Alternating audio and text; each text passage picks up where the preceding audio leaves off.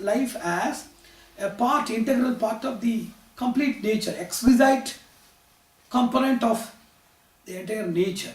And second, it is not only mere nature and life, there is a rule, a law. You find it out. Or from the finders, just it is imposed on you, you should live by it. And fourth is not mere law, moral, imposition from outside that will make you to evade, hide, overrule, suppress. By all possible means, you will use all of your forces to see that you are lawfully unlawful. So, moral is much important apart from law. Then the answer is dharma, religiosity. It is not only vision of your moral as well as the law outside. It is not imposition or inner conscience. Dharma is a bigger word. It is a greater identity. It deals with many things. About creation, about purpose of life, about the teleology of your human life. All these things put together, having a greater circumstance of cause, effect, subtlety, supremacy, many things put together under the umbrella of dharma has made it. It is something beyond or something more than what is law, moral and conscience. Then somebody told, no, it is not only dharma, it does not end in dharma. And a person who makes people to impose law and makes your conscience to be vigilant and active, and a person who is the fructifier of all of these activities and rectifier and transformer of you, that is known as a God, something beyond dharma, a sentient force that is to be established. And people say that he should be specified or it should be specified with a tradition, with a follow-up, with an ultimate purpose and goal. So this is how things are assembled to get into the society. And we know about, in two sides of the same coin in India, we have Buddhism as well as Hinduism. And if you impose, we used to call it as a trade, that which binds you, that which is torturing you, from which you need to get yourself liberated from, is known as karma. Something that which is an alien is entangling. That entanglement should be somehow get rid of. That entanglement is known as karma. Karma is also having different meanings like your action, duty, everything. Here, the cause for all of your miseries is branded as karma, contextually. Second, what you have to do as an antidote to this karma is observation or observance of dharma. You have to notice what is needed and you have to practice the same. That is known as dharma. So Buddhism ended with karma and dharma, whereas Hinduism introduced a third step known as Brahman. It is karma, dharma, brahmavada. Hinduism said, yes, karma is tenaciously clutching us and dharma is the reliever, but one who is puppeting everybody with karma and uplifting everybody with dharma is a Brahman. So karma, dharma and brahmavada. So people are of two mindsets. Somebody, they believe in sufferings and they are interested in liberation, not mature enough or not interested, maybe not believers of a thing known as God. They don't think, or they may be thinking that there is no need for a God. Dharma is self-luminous in nature. For them, there is a step given by our Bharatiya heritage known as Buddhism. You accept to that dharma level without accepting a God. With accepting God, the other side.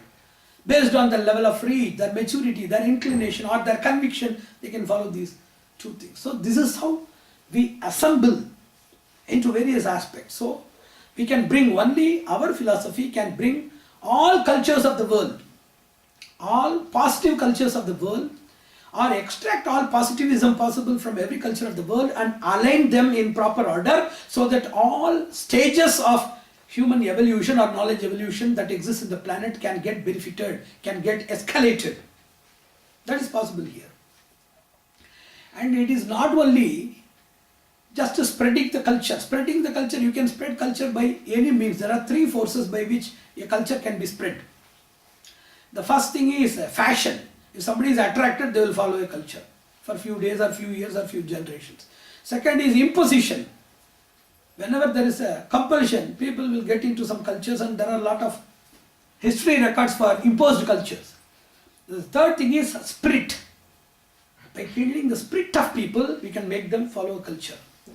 So, If you just introduce a culture to some part of the world, if it is by mere fantasy, fashion, or mere blind faith, or just by imposition, that is actually different.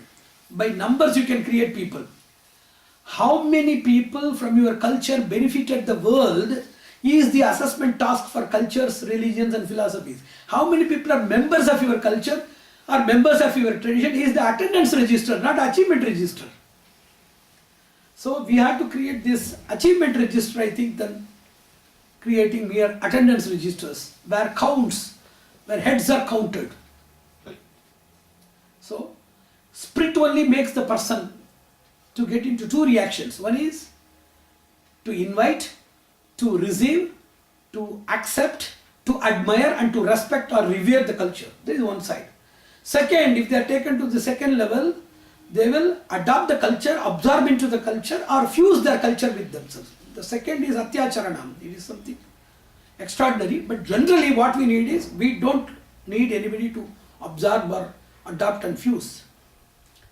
We are not preventing, but we are not expecting also. But at least invitation to all good thoughts, all essentials of nobility expressed through any form. We used to call, there are three channels of knowledge. We used to call them also a triad. It is known as LCP, L for language, C for culture and P for philosophy. So we can speak with our language and we can create knowledge revolution. We can just speak with your practices. If it is language, it is known as communication channel. If it is culture, it is known as practice or behavioral channel. If it is philosophy, that is known as insight or enlightenment channel. So with communication, with your practice and behavior and with your enlightenment or insight, you can just make your knowledge publicized or established in any part of the world. That you can very easily do. And that is the right mode to deal with these various spirits. So we want to admire and respect as well as to expect from other people to get admiration and proper respect to positive channels. But the social conditions are entirely different. If you see the social conditions, that is entirely different. So what we need is, based on the social conditions, we have to provide the dosage of our culture. If it is introduced to a drowsified society, what we need is not a great forceful culture, but an eye-opener. Some areas need eye-opener, somebody may need igniter, somebody may need activator, somebody booster, somebody accelerator, somebody an eruptor. These eruptors have created great revolutions. Revolutions are created only by eruptors, starting with eye-opener. So, what is the dosage of your culture, velocity of your culture that you are implanting in the regions as per the need? There is also much essential. And also one more thing, whenever the economic conditions, economic, political, substance, situations and stability, these things they disdain or determine what should be the philosophical thought of that day. Whenever polity, whenever economy, they are becoming unstable, whenever they are getting into chaos, certainly some things are endangered and new things are emanated in the society we are seeing. Because whenever we talk about Cambodia, I told about Jayavarma and Indra Varma, Yashovarma, several Varmas. Now what we remember is only Potpal, the worst dictator of, that is the Hitler of Cambodia. We only get him. I mean, in China there is Chinese medicine, Chinese tradition, but we know about only Maoism. The latest social, that is market socialism. The social theory of China is market socialism. In the name of cultural revolution, they totally bulldozed anything that existed before that era. Totally, it was bulldozed in China. So what we now see is entirely different from what it was there. I have already quoted. In every country, we are having that. Because of this revolution and change that occurs, and the economic instability and political instability when it occurs, it also creates a havoc in the culture, traditions, heritage and philosophy of that particular land. So, coming to a few points of discussion, history and archaeology. If you talk about culture and tradition, the only savior of culture and tradition is archaeological sites and history books. not something practical or visible. We have to change this. Second thing is socio-dynamics. How the society, various issues of the society, how it dominated and impacted. Many things are seen in the society because of that changes. Now, what we are going to do with that socio-dynamics, where new irrelevant things are created and even relevant things are eliminated, what we are going to deal with. And third thing is contemporary history. The socio-dynamics means it deals with the dynamic changes that occur in the society, and we have to also talk about the contemporary society now. What India and China was there, what India and Sri Lanka was there before several millennia, that is actually different. What we are now, we are seeing traces of unrest, distance and negligence, uncertainty of political relations and social relations. We see frictions, we see clashes, we see battles, we see many crises that is ongoing between these things. So, if philosophy is a stagnant subject that ends with different philosophical systems, their historical records and archaeological ruins and remains, then that is okay. If philosophy is an ever runner and never stop game that is going to create or architect a beneficial society in a most befitable way, certainly philosophy should have an impact on contemporary situations also, and we should also create ways for getting into future things. Now we have social relations, but they are all very peripheral. Many of the things are something dubious in nature, uncertain in nature. We are traveling to various countries, or we are not, for education, for health related things, for jobs, for business, for general tourism, for our trade relations we are traveling. And there is a council for cultural relations, and there is a friendship society between civilians, and there is also political societies like SARC and other things. We have ASEAN, SARC, NATO, like that. There are a group of people like BRIC. They group under a basic ideology, some other identity, and they want to create integral action. So it is there.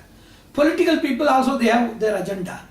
They name it as conflict resolution, they name it as unity, they name it as interdependence agenda, and they call it as a trade agenda, technology agenda, military agenda, whatever they call it, will have a silent political message. So it is not fully reliable. So what we need is mere social attachments by major tourists and migrants that is happening, and some sort of silent, hidden, smart political agenda in the trade, technology, policy relations, various other programs that are done by political parties should be duly monitored. It should be aligned, analyzed and aligned and applied properly by a philosophical view. Then only it will recreate the relations. The relations created by social interaction is peripheral. The relations created by political relations, that is totally uncertain and detrimental on most of the sides. So, philosophical reunion is possible only by a strong determination and commitment. And we have to also create a dialogue. Now, many people sit and talk with each other and then vanish in air. That is what they call dialogue. But it should be something more than that. In every aspect, we have to create a dialogue. Dialogue in aspect. Completely, somebody cannot sit and talk about something. They should specifically have a strong agenda for dialogue. Somebody say about God, somebody about nature, somebody about ethics. How to create a G and E dialogue. About talking about God, talking about nature. Are they identical? Are they pseudonyms of one for the other? Or synonymous? Or something cryptonymous is existing beyond the visible nature and ethics? So this is subjected to a dialogue. Let us not conclude, let us create a dialogue. And second thing is to create dialogue between monotheism and polytheism. Different gods, the same one God. It's already there. You create a healthy dialogue between these things. And third thing, a God with form as expressed in our theories. What we call it as idolatry, what we dignified people, in a dignified fashion. They understand it as a deity worship, a form that is assumed by God. And somebody talked about a formless transcendental God. So what is idolatry, what is deity worship, and what is a transcendental God? A dialogue. Metempsychosis, life after death or transmigration, last day judgment, a dialogue between these two things. Some healthy discussion to understand each other. What is liberation, what is liberty, and what is inhabitation and normal life? What is normal life? What is liberty, freedom, values, human rights, what are they? And what is liberation? A contact between something that is invisible or unexperienced with something visible and experienced with something which we want to see and experience but we could not. So all these things put together should have a proper discussion forum together. Liberation, general livelihood, liberty, L3. We can create something between that. And what do you call it as a war, and what is peace, what is non-violence, what is security? We have to create a dialogue. Philosophy means that deals with everything. Religion and society. What is the connection between philosophy, religion and spirituality? Philosophy and society, like that. Several permutations. Is your philosophy related to society or not? If it is related, how it can deal with the issues of sovereignty and universality? Many people, they are talking about their nation, their locality, their language. And what is something known as universality? Can they coexist? Can they be maintained with logical prudence? What is that? And what is war, peace, I told. Similarly, what is sacrifice?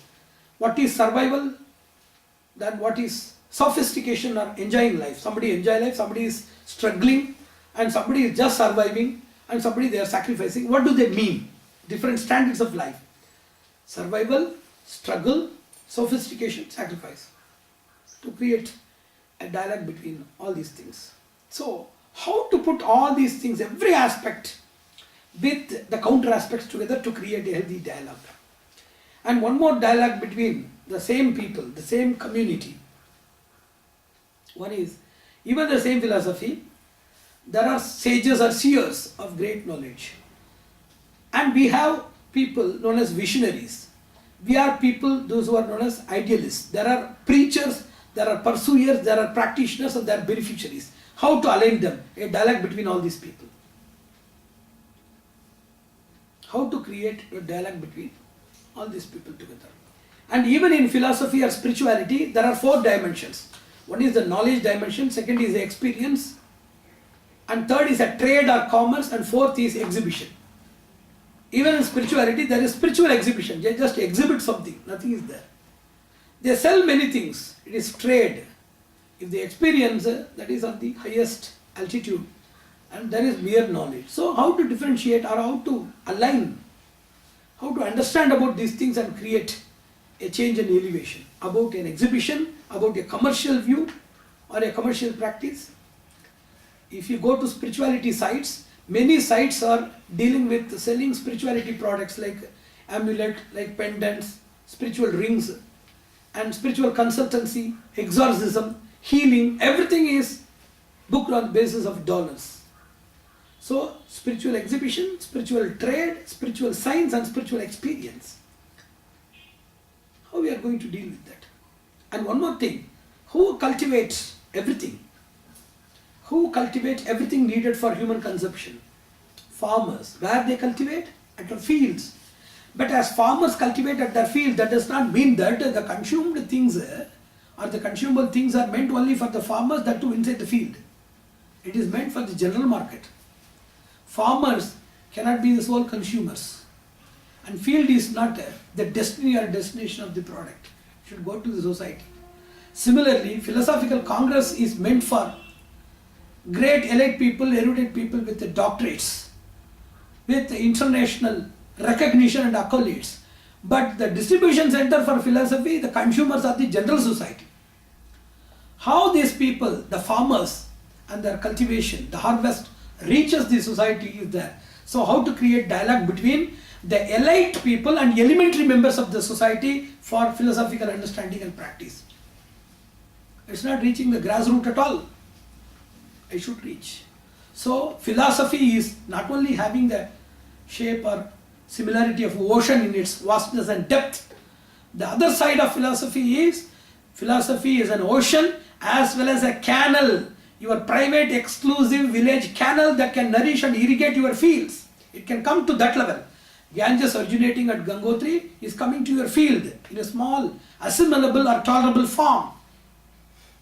Similarly, that intolerable, indigestible philosophical grandeur assumes the shape of simplicity and productivity, assumes the shape of proximity and intimacy with you. It caters to your immediate need and individual development and comes to your particular field. Similarly, philosophy should reach into three fields. One is the field of policy, second is field of education, third is field of social behavior.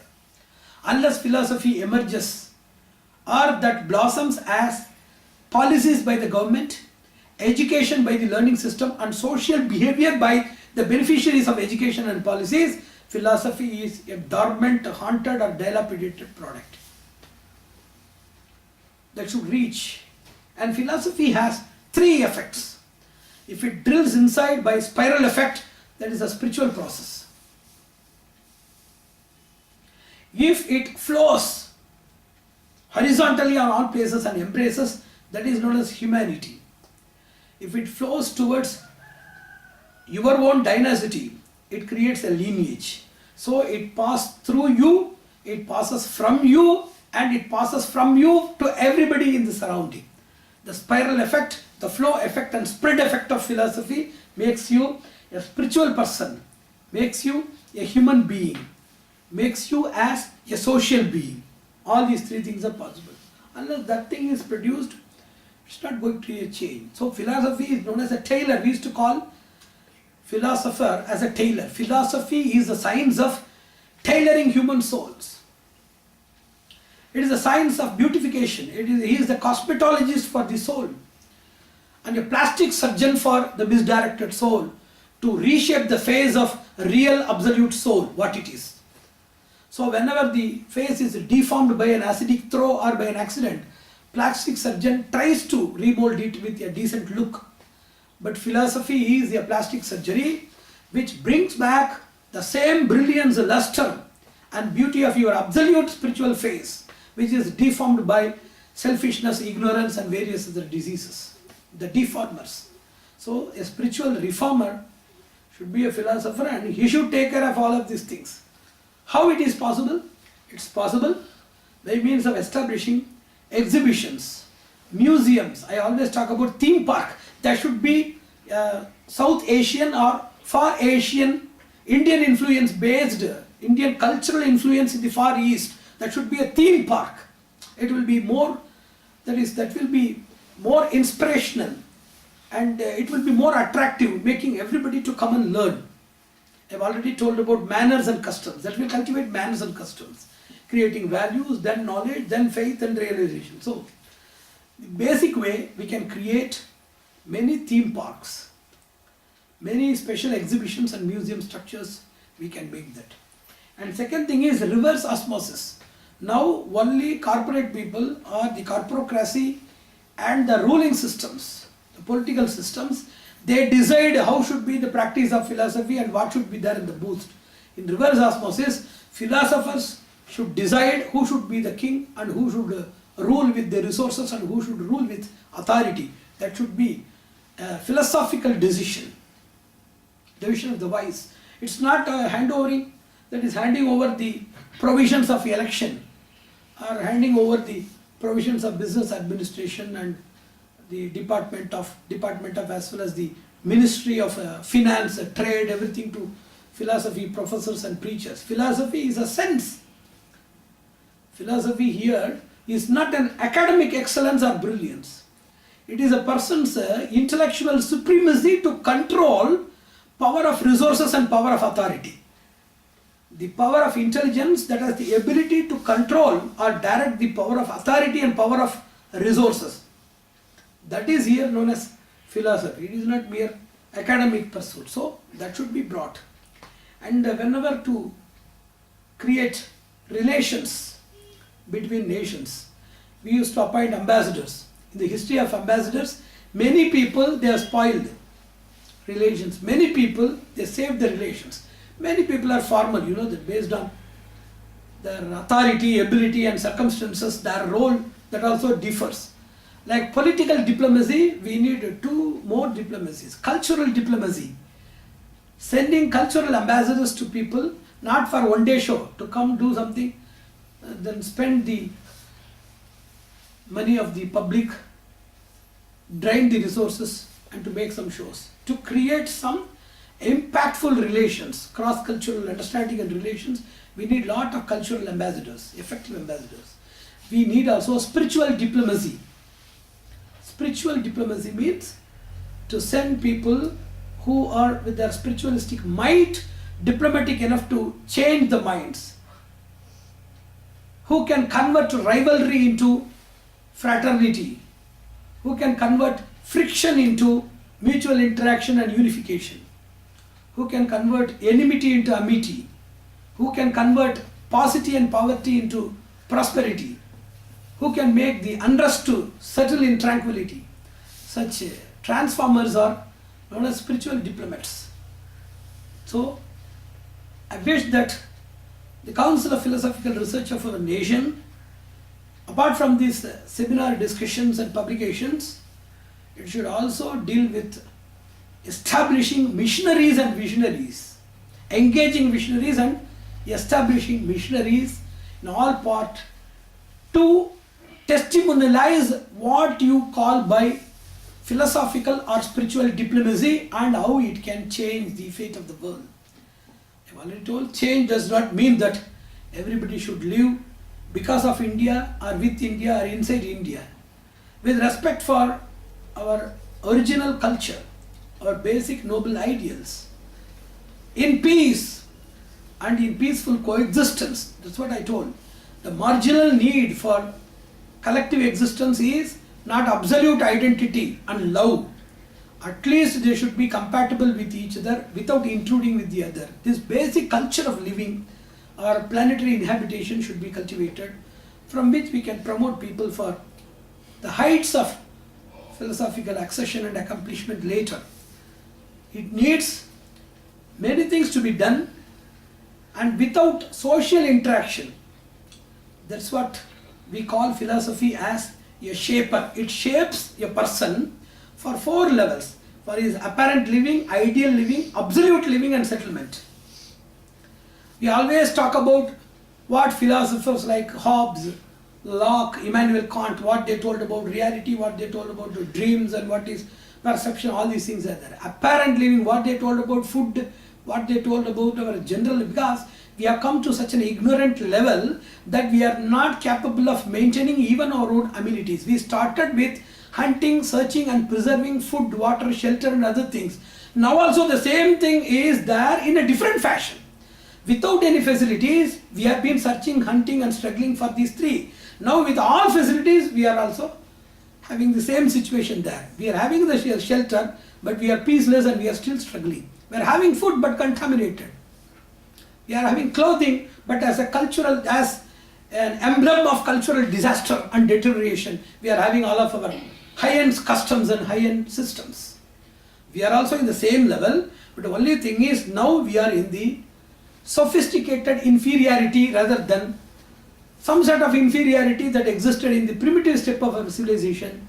Let us see our back, understand the glimpses of our history, which are going to be the raw materials for constructing today's beauty and tomorrow's peace. Narayan, Narayan, Narayan.